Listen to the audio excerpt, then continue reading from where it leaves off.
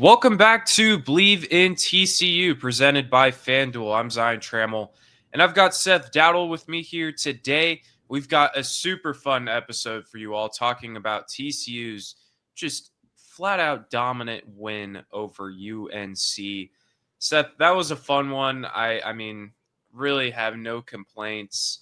But let's just kind of run through this recap here of this game on Labor Day. Just start things off. Give me your quick thoughts on TCU's win. I think one of the words that comes to mind whenever I was thinking about this game, how I feel about it, was that felt really cathartic. For ever since January 9th, 2023, when TCU has played a game that has a big spotlight on it, they get poo-pooed on, and rightfully so. That game was not good against Georgia in the national championship. And they follow that up their very next game and lost to a Colorado team that ended up going 4-8.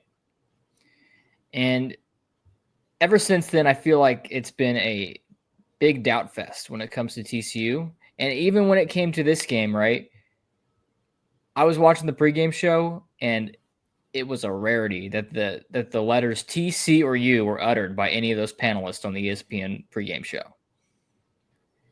3 of the panelists picked UNC to beat TCU.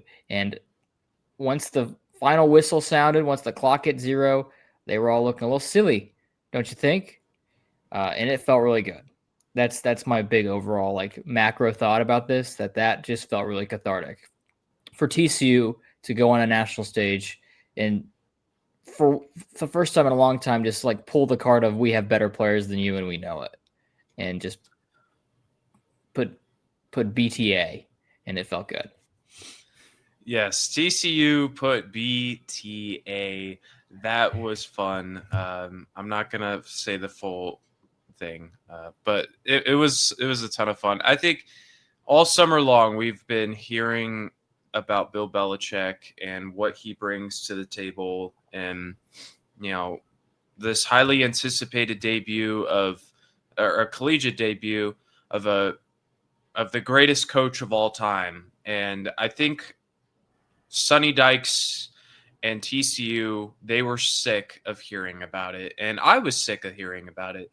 So for them to go out there and win in such a convincing way truly was one of the more satisfying things that I've been able to watch for TCU football over the last couple of years.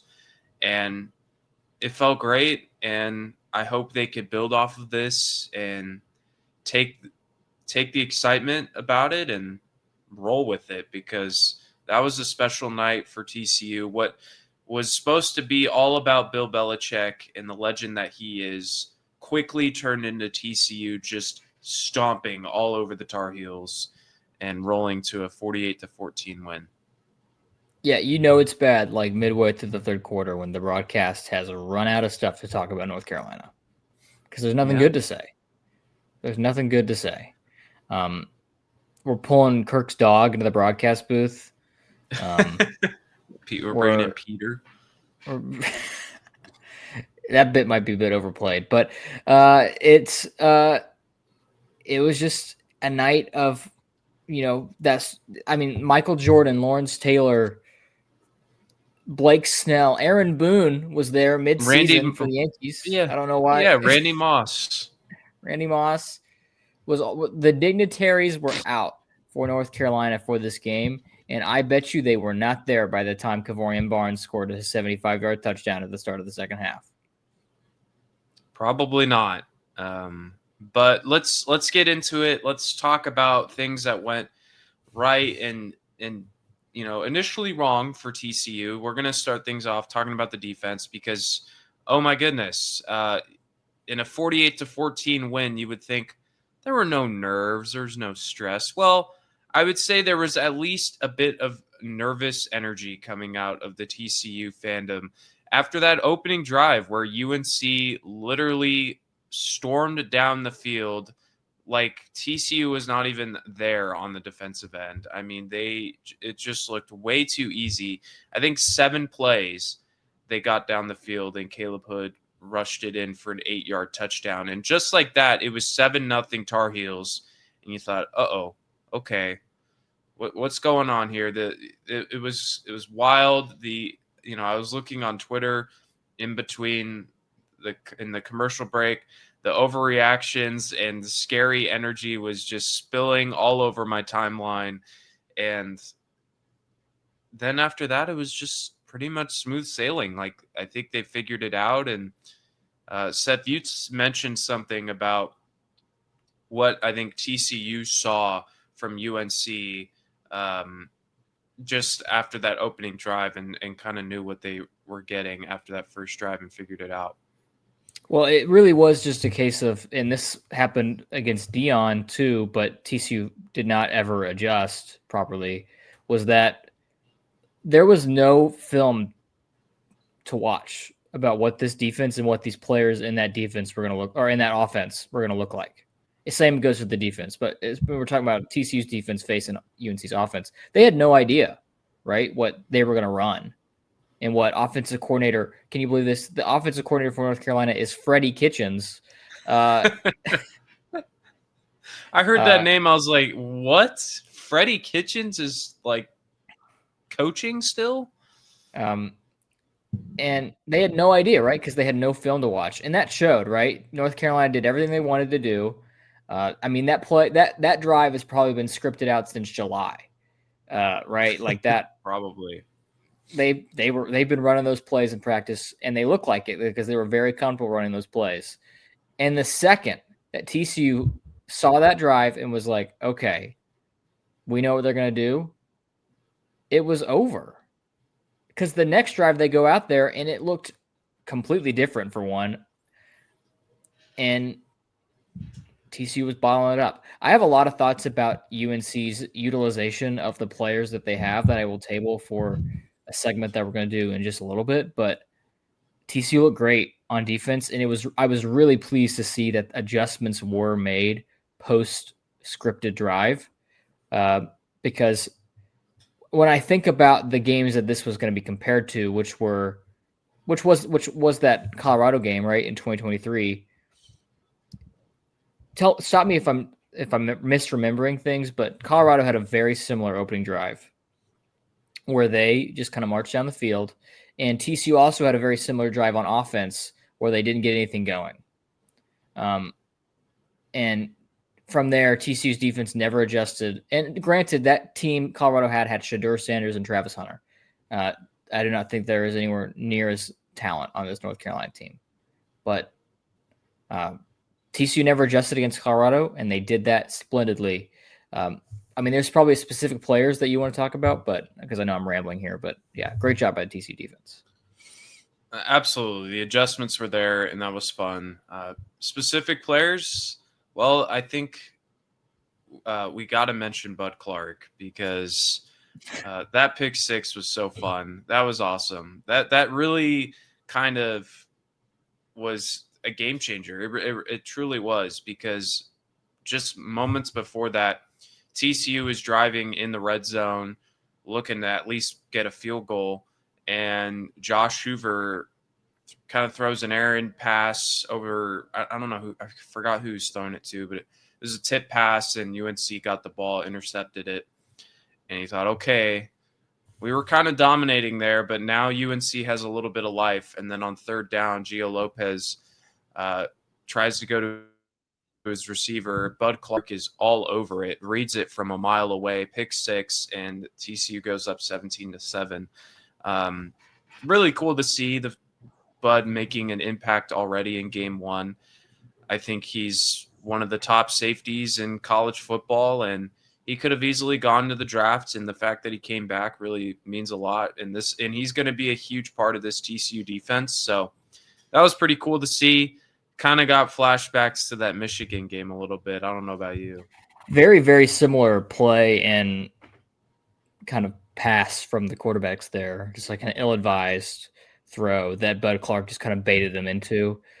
Love Bud Clark. That was great. I thought the secondary played great. Like Jamel Johnson was also fantastic. You could talk about like countless people on this defense that made a big impact. But I think the linebacker, defensive front and the linebackers, that front seven, were really the shining star of this game. Post opening drive, obviously, everything we talk about the defense is post opening drive, because I honestly, you could convince me that TCU just sent the defense out there on the opening drive and said, just kind of stand there, let's see what they do, and then we'll figure it out from there. Because that might have been the case, to be honest. But Obiazar and Alarmzor were like great with their run fits, and then like the front four just getting pressure. Zach Chapman had that big sack that revitalized my hope that this was not all lost on the second drive of the game. Really liked what I saw from him. I mean, Cade McFadden had 2 solo tackles. I'm just looking at this box score. I'm like, oh my gosh, all these people played well. It's tackles for Kylan Jackson at TFL. Jonathan Bax I think Jonathan Bax had that sack on strip sack, Lopez, the strip sack. Paul Oyale, I definitely butchered that. I'll get it right next time, guys. I promise. Same as well. TFL, 2 total tackles. Just, I mean, it was great to see. And I know UNC's offensive line, we'll talk about it in a second, is a patchwork at best. Like, it is not fantastic, but was really loving what I saw from everybody. Yeah, only 50 rushing yards for the Tar Heels, which is just a massive improvement from anything that we saw last season. Stopping the run was huge. Yeah, defensive line showed up. I really liked what I saw from the corners. There were multiple plays where UNC tried to get a big play and tried to throw the ball down the field, and TCU's corners were step for step with the wide receivers and didn't allow that big play really to happen again outside of that first drive. So all around, just a very impressive effort from the TCU defense under Andy Avalos. He's got to feel happy about where they're at there. And it was awesome. All right.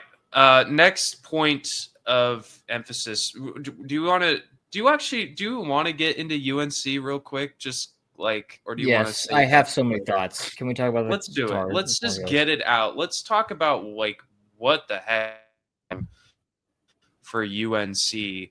They made a quarterback change at the end of this game, and it went for the better. Honestly, Gio Lopez had a pretty bad game. He didn't complete a pass for 2 hours, which was hilarious to me.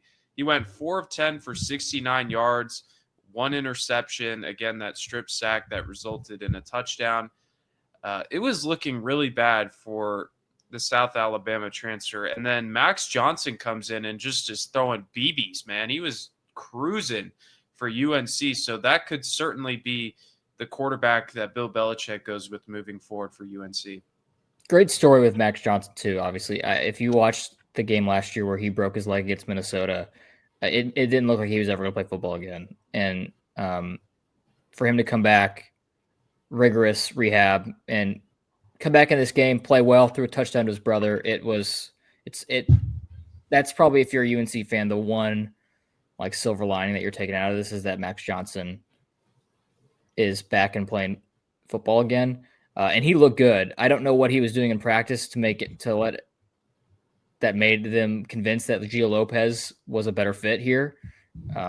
Also, one thing that here's what I want to talk about when it comes to North Carolina, because I have a lot of thoughts. First off, this was always going to take more time. This was always different than Deion. Deion had coached in college before, right? And I feel like Deion kind of understands what it takes to coach in college, because it's different. In the NFL, right, you're all kind of on a similar-ish playing field when it comes to talent-wise, right? Yeah. It's very balanced. And so, therefore, when you're in the NFL, what matters is coaching. If you have a really good coach, like, that's the edge, and quarterback. And what did the Patriots have? They had a really good coach and they had really good quarterback, and that's rest is history, right? In college, it really is. It's great to have a great coach. It's fantastic. You would love to, but it's really about the players. If you don't have better players than the other team, you're not going to beat them most of the time. Yeah. and that showed. UNC does not have better players than TCU, and so you can't just sprinkle magic Bill Belichick dust on all these UNC players and expect for them to go out there day one. Especially because it's an entirely new roster. I mean, there are so many transfers coming in here. Bill can only do so much. He doesn't really know what he has. He needs to have seen game play in order for him to kind of figure out what he really has. And TCU was ready for it. Sonny Dykes said going into the week, it's a player's game. Like Bill Belichick got a lot of respect for him as a coach, but it's a player's game. You guys determine the outcome of this game, not him. He's not going to make a single play on the field. And it was ugly for the Tar Heels. I don't think they're going to have a ton of success this season, and we'll see. I mentioned this to you pregame. UNC fans are going to look back on this game as just a funny thing. If they end up being a pretty good program within the next couple years, they may go look back and say, hey, remember when we got dominated by TCU and we thought the world was ending? Or if this is a failed experiment, they're going to look back and say, wow, this was the beginning of the end, and just what on earth. So, hey, TCU is going to be forever linked with UNC because of this game, and I'm glad that we were on the right side of it by destroying them. One final point on like the Gio Lopez, Mac Johnson stuff. I was so confused about how they were using Gio Lopez. They were using him under center, doing play action stuff. Gio Lopez had never done that ever in his life, probably. And the reason you brought him in here is like shotgun, read option, RPO type stuff they did at South Alabama, and they were not really doing any of that. They were like handing off under center. It was very weird. It was strange. With a third string center who had never played the position before. Yeah, that's true. It was wild. Yeah, there was just a lot of bad things coming out of UNC that game. A lot of analysts that looked really silly, saying even after that first drive, just like, oh, Bill Belichick, he's got it, and then it just never turned around. I think TCU was on a TCU football. Their admin for football was on Twitter was on a roll. Absolute roll. You also got to think that this was kind of cathartic for like every other college coach in the nation. Like, oh, you're going to come in here all hoity-toity with your NFL coaching staff, claiming that you're going to be you're going to operate like the 33rd NFL team, thinking that you can win in college like you do in the NFL. Not so easy, is it? It's a different game. It's a completely different game for sure. Okay. And that felt good for Sonny Dykes. That's probably why he kept Josh Hoover out there running the score up. Yeah, I mean, that was interesting for sure, but yeah, he was like, we don't care. We're going to continue to add on, and we don't want to let our foot off the gas. We're going to continue to go full throttle. I thought that was pretty cool. So let's go back to TCU. Another big thing that was awesome to see was the running game. UTSA transfer Kavorian Barnes. He only carried it 11 times, but he had 113 yards. He obviously had that big 75-yard touchdown to kind of put the game away, essentially, at the start of the second half.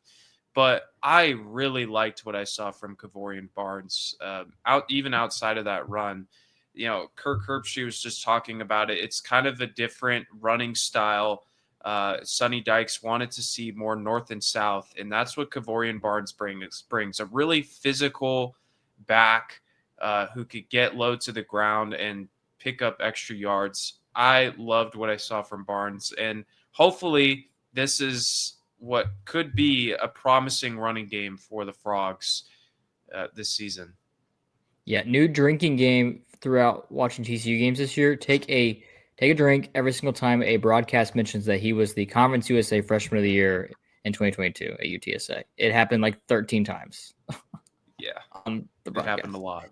But in all seriousness, yeah, you're absolutely right. Like Cam Cook was not doing that last year.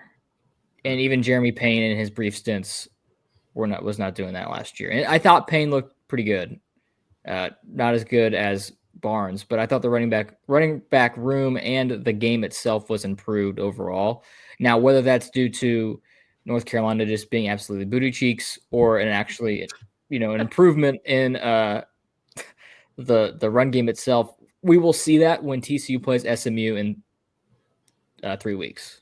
So we'll have our answer fairly soon. But I loved it. I loved what he was able to bring. It like there was that one run in the second quarter. It was on a 2nd and 1, kind of inside, I think the 35, and he kind of bounces out to his left, and he's done for. Like he's down, and he breaks a tackle, and then another guy behind the line of scrimmage gets to him, and he breaks that too, and he runs it for like 4 or 5 yards for a first down. And that was really something that I have not seen from a TCU running back in a very long time, and that's kind of when I know I was like, okay, we might have something here. If he can stay healthy, which is a problem for him, he's missed significant time over the past 2 seasons due to some injuries. But if he can stay on his feet, TCU's got a good one, I think. If the returns from this game are to be believed. Yeah, it's the first 100-yard rusher since 2023, Imani Bailey. So TCU Yikes. really have not had a 100-yard rusher in basically 2 years. So was a refreshing sight to see. And then not to mention Jeremy Payne and Nate Palmer each got 7 carries, and they brought a lot of speed and energy as well. So there's a little bit of depth there. Trent Battle had 1 carry, and he scored a touchdown. So that was so funny. Seth and I were texting about that during the game, and Trent Battle has been with TCU for a while, but for some reason I always forget that he's there, and he just like magically appears and always makes a big play. It's so funny to me. I love Trent Battle, and I love that he can just He had a tackle. come out of nowhere. He had 1 tackle, I think, on special teams. Oh, wow. Okay. Yeah. So shout out Trent Battle for sure. I just want to mention too, and I know that like the dogs have been, I don't want to say the dogs have been called up, but UNC was not trying. Yeah. Like midway through the 3rd quarter and on, maybe even like immediately after that run by Barnes at the start of the 2nd half. I think UNC flat out quit, which could be a bad sign. Like if you have their over for their 7.5 win total, like I do, unfortunately, and now I look very bad. I did not bet it, but I did predict it. If you have that, just be a little worried because the quit factor might come in for UNC, but that's beside the fact, beside the point. Because at the end of that game, John Denman got 7 carries and looked good. Like TCU was 5 running backs deep, and like they were looking good. Yeah, all of them. Not good. Great for TCU, not very good for UNC. Yes, that's my point. Now, obviously, we will see if what is that? What is that more indicative of? Is that more indicative of TCU being a really good team on the ground, or an improved team on the ground? Maybe not a really good team, but improved. Or is North Carolina straight up that bad? We will not know that for a little while, I don't think. Yeah, we'll have to wait and see. Okay, so we talked about the running game. We talked about the defense. We got to talk about Josh Hoover. Bearing the lead a bit here. Yeah. The performance that Josh had on Monday, 27 of 36, 284 yards and 2 touchdowns. Just a clinic from Josh Hoover. And I mean, man, he was making some throws that just blew me away. The throw to Jordan Dwyer for the first touchdown was a thing of beauty. I mean, perfectly placed. Yes, chef's kiss. It was just I was in awe of that throw from Hoover. It was an absolute dime, and he just continues his stellar play, continues to fly under the radar, and maybe the nation took notice of Josh Hoover on Monday because he put on an absolute clinic. Yeah, it was a good game. Obviously, it was not perfect. He had that 1 pick. It was an ill-advised throw on the tunnel screen. I also did not love that play call in that situation, given what was working on that drive. But, it's a give and take with Kendall. as your OC. Sometimes you're going to get a Yeah. play call. You're like, whoa, that was beautiful. That was beautiful. Mhm. I can't believe a brain even comprehended such a thing. And then you'll have a tunnel screen on a 3rd and 4. That just doesn't make any sense. It's bad. But yeah, that was bad. He also missed a couple of wide open touchdowns, kind of in the first half. There was some extenuating circumstances. He was under duress on those dropbacks, so had to take his eyes off downfield and focus on not getting crushed. But if he had seen those, that's a couple other scores that TC might have had, and this game might have been even more of a blowout than it actually was. But overall, you are correct. I mean, averaging almost 8 yards a throw, 2 tutties, almost 300 yards, and everything was easy. I mean, or for the most part, everything was easy. And even when it wasn't, he was making the throws, and he looked good. And it was good to see people online be like, okay, this kid's really good. And his Heisman odds increased from I think 300 to 1 to 75 to 1 after that game. So take that Wow. into account. Interesting. Yeah. I think for me, I was able to kind of look past some of the mistakes of, Mhm. he might have missed a couple things because it's week 1. Yeah. It's for me, it's like the things he was able to do, the chemistry he had with Jordan Dwyer. I mean, this is the first game that they played together, and he had 9 catches, 136 yards, and 1 touchdown. Eric McAllister was a non-factor, mainly because UNC's cornerback, I can't remember his name, but he was just shadowing him the entire game, and Eddie Dixon. they really did not want to test him much, so they went to Dwyer, and he made the most of it. I mean, he caught all 9 of his targets, and you mentioned it a few weeks ago that you're going to keep an eye on Josh Hoover to Jordan Dwyer, and that's paying off really well here to start the season. That was a great connection, obviously. And I think that kind of leads me to believe and that a little bit of hope that okay, maybe if teams are really focusing on McAllister like they were, I mean, they were double teaming him a lot of the night too.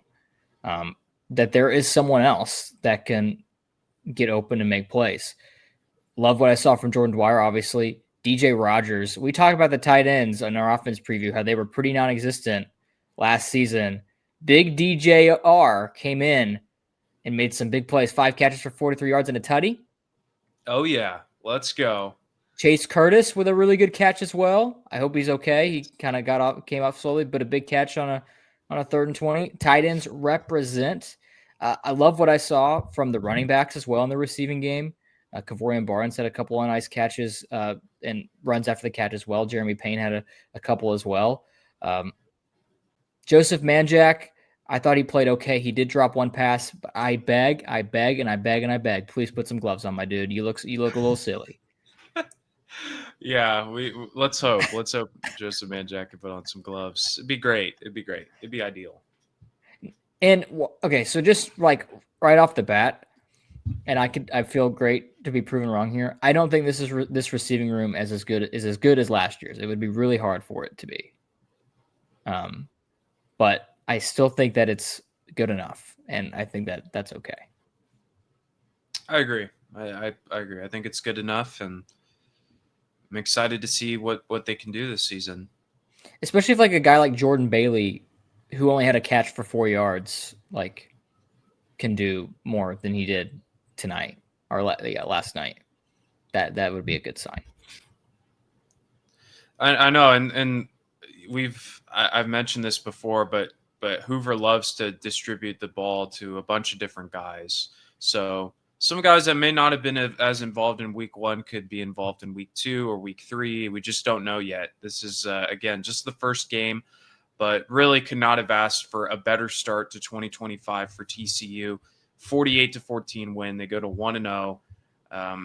Can't say the same for other Big 12 teams, but we can talk about that maybe in a different episode. I think the only unfortunate part about this game is that TCU does not take the field this week.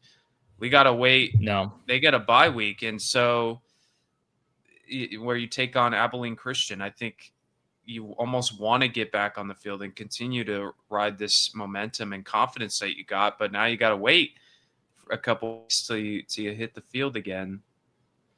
What are your thoughts Yeah. about that? I mean, we've seen this before from a TCU schedule. It's not my favorite, but they do get a bye week later in the year, so that's okay. Like you don't have to play 11 straight games. Mm-hmm. But it's not ideal for sure. But 2 weeks to prepare for Abilene Christian, they should be really prepared for that one, and then you got a big one after that one, really big one. Yeah, this SMU game is looking even more enticing after this game, and it's going to be fun. Hear me out, because I was looking at the week 4 schedule, like for everybody, and I'm going to look it over one more time just to make sure I'm not missing anything. But if SMU beats Baylor and TCU beats ACU, and they go into September 20th, both of them undefeated, maybe even both in the top 25, there are not a lot of games that week that would warrant, in my opinion, College Game Day. Let's do it. Get College Game Day to Fort Worth for this TCU SMU game. Now, would they go to Illinois, Indiana? That'd be a top 25 matchup. Would they do that? Maybe. Is it where? Maybe. I don't know. Where's they're going to They're going to Florida, Miami. Never mind. They're going to go Florida, Miami. Yeah, that sucks. Oh well. If they really love the sport, they go TCU SMU for the final one. Yeah, they've done stuff like that in the past, but it might be hard to sell them on a TCU SMU game. But we'll see. Okay, any last thoughts here about this win here for the Frogs? I think that you leave this feeling good. Obviously, you feel great. TCU is the talk of the town. They just whooped Bill Belichick in the opener. It feels really good. The social team is on fire. Let's do this. Let's recap TCU socials night last night, because I don't know where they were. I think I was presumably waiting for the team plane to take off. Just firing stuff off. They kept the receipts. They kept the receipts for sure. I also got to say, a lot of the stuff that I was seeing yesterday from like NFL type people, like NFL type media people, coming out of the woodwork to watch this game, not really understanding that this is a little bit different, was kind of funny.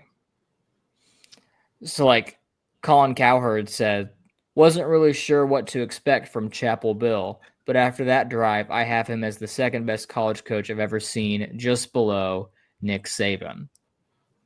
Goodness gracious. After one drive. Wow. Skip Bayless, another notorious, doubter of TCU football. I don't know. TCU is about to get blown out. Too much MJ, LT, about to get mossed. Man. And then the one that just really, the TCU one that I really love was Carolina football. Their official Twitter account on August 24th tweeted, excited to showcase our program this fall on Hulu. So it looks like that North Carolina is going to have a bit of a Hard Knocks-esque show about them on Hulu in the TCU football Twitter account with an absolute, this is assault, by the way, what they just committed with this tweet. When does episode 1 come out? Oh, man. Dropping the bombshell right there. Oh, my gosh. Love it. I absolutely love it. Yeah, I want to know, too. When's episode 1 coming out? I'm ready to watch it. Right now. I'm seated for episode 1. Yes, I will be seated. I will be there no matter what. That might be the shortest episode of the season, to be honest, but I'm definitely going to be glued in. And what makes me happy is like if you listen to like this show, for one, thank you so much for listening to this show, or like other college football pundits that are like really into college football, they would have told you that this was a very real possibility for this to happen, right? If you listen to, if you were watching the ESPN pregame show yesterday, or if you were listening to any NFL types, like I watched a First Things First segment about this game. Yeah. And which was not great. And then you watch the ESPN pregame show, you think that the players that North Carolina got out of the portal were world beaters. And I'm starting to think that maybe the reason that North Carolina was able to get so many players in the transfer portal is that maybe the other teams didn't want them. Possibly. That's actually, I've never thought about that. It could be who knows? Who knows? Because Michael Lombardi is the GM of UNC, and I hope that he learned that maybe building a college roster is not the exact same as building an NFL one. Yeah, it's going to take time for UNC if they're going to become a legitimate program. It didn't start on Monday. It went horribly. But I love that TCU took that disrespect as motivation. They kept the receipts. They locked in and played some great football, and I absolutely love that. Definitely was one of the more satisfying wins that I can remember for TCU football. Just a flat-out dominant win. Look, we could talk about this game for a couple hours if we really wanted to. This was so much fun to watch and to talk about, but we're going to finish things up here. Thank you all for tuning into this episode of Believe in TCU. This is just the beginning. We are going to have tons of content for you guys, recapping, previews, talking about the Big 12. This is just the start of what should be a fun year on this podcast, talking about all things TCU football and really all things TCU athletics as well. But right now, football is in the spotlight. You can follow us on Instagram, subscribe to us on YouTube, or listen to us wherever you get your podcasts, all at Believe in TCU. Also, make sure to follow us on our personal Twitter accounts, at Zion Trammell, or Zion_Trammell, at Seth Dowdle. You guys can follow us there. We'd really appreciate it. So for Seth Dowdle, I'm Zion Trammell. Thank you all for tuning in. We'll see you guys next time. And as always, go Frogs.